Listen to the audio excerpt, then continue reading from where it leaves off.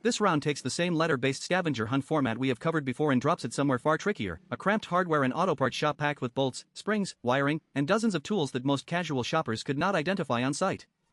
A letter or sound gets called out, and whoever finds a matching item first scores the point, with the overall winner walking away with a prize worth around 1 million dong. Simple rules on paper, but the setting completely changes the difficulty curve compared to a regular grocery store. Nobody grows up memorizing the names of spring-loaded bolts or specific gauge wiring the way they know snack brands, so this version of the challenge suddenly tests genuine product knowledge instead of just raw speed. You can watch that shift play out immediately.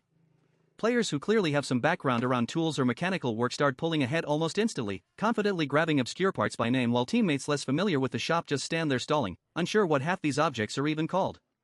That knowledge gap turns into some of the funniest moments in the entire clip, players mispronouncing part names, guessing wildly, or grabbing the wrong item entirely and getting instantly corrected by someone standing nearby. There is something genuinely compelling about watching real expertise surface under pressure like this. In a normal setting, knowing the specific term for a type of spring or bolt is a pretty niche skill nobody would think twice about. Here, under a countdown timer with a cash prize on the line, that same obscure knowledge becomes the single biggest advantage a player can have. It flips the usual dynamic of these challenges, where physical speed or nerve usually matters most, and instead rewards the kind of practical, hands-on knowledge you only pick up from actual work experience. The hardware shop setting also adds a layer of visual chaos that grocery store versions of this challenge do not really have. Metal parts clinking together, shelves packed tight with barely labeled bins, players squeezing past each other in narrow aisles trying not to knock anything over while still moving as fast as possible. It looks genuinely stressful to film, and that stress translates directly into how entertaining the finished clip is to watch. Every near miss, every fumbled grab, every moment someone almost drops an entire tray of small parts adds tension that a wide-open grocery aisle just cannot replicate. By the closing stretch, you can hear voices getting more urgent, calls for specific letters happening faster and faster, players sprinting to opposite corners of the shop without even needing directions because they already know exactly where their target item lives.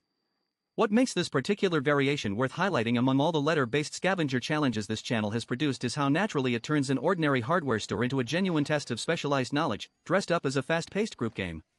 It is a small twist on a familiar formula, but it is exactly the kind of twist that keeps a long-running challenge series feeling fresh instead of repetitive, using something as mundane as bolts and wiring to accidentally create one of the more tense, technically demanding rounds in the whole catalog. There is also something worth noting about how the host handles ambiguous calls in a setting this specialized. A single letter can technically match 5 or 6 different obscure parts scattered across completely different shelves, and watching the group briefly argue over which interpretation counts before scattering in totally different directions adds a layer of unpredictability that a simpler environment just would not produce. It forces real-time negotiation under pressure, not just speed, and that extra social dimension is exactly why this specific location upgrade works so well within a format that could otherwise start feeling repetitive after enough rounds.